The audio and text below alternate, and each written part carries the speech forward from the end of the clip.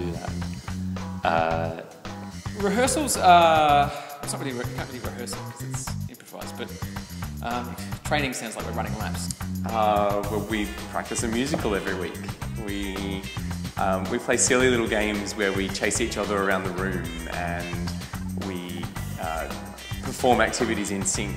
Well, I think it's about giving, rather than rehearsing, being given the skills that you need to do the things that you need to on stage. So just knowing what a good chorus is so that you can hopefully make one up on the spot, and having some dance moves in your repertoire so that if you do have to do some spontaneous dancing, you're not just wiggling on the spot, you've got some things to draw on. So I think it's about having some skills rather than rehearsing. Yeah, I like to explain it like, say, a tennis match.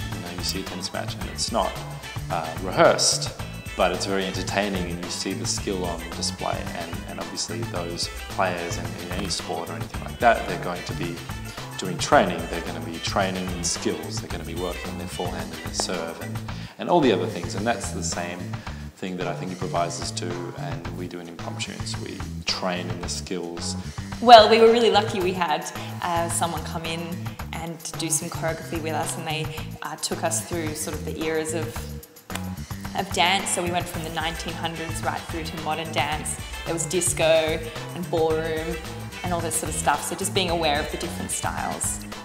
Well, we sort of focus on a different thing every week. Like some weeks we might focus on counter melody, and other weeks we might focus on how to do an I Want song, and then other weeks we might focus on character or dance, or we sort of have like a theme to every night, so we can just keep building and making it a more fuller, more complete show, like an actual musical.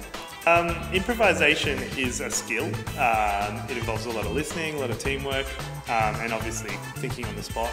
And you can get better at these things, but you either can do it or you can't, I believe. And you can be taught how to do it better or faster, or to fit a certain structure.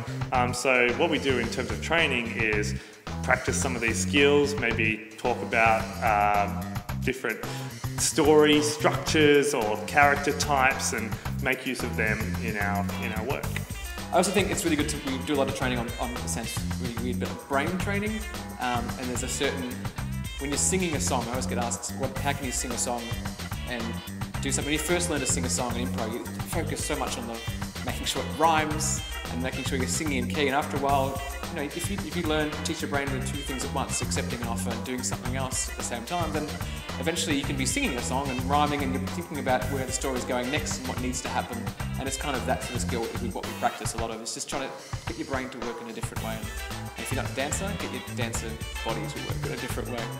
Trying to play improv games with yourself as you walk down the street, doing rhyme associate, stuff like that. Just singing whenever you can. Music is easier to practice because I guess it's more clearly defined. We might just improvise a few songs and practice that, or we might get into the nitty-gritty of what a song is, how's it made up, or looking at certain types of songs from musicals, or things in musicals that we can make use of in what we do. But these are just skills in our repertoire, and then in any given show, you never know what's going to happen, and maybe you'll pull something out and go, oh, that thing that we did a time, and often it works.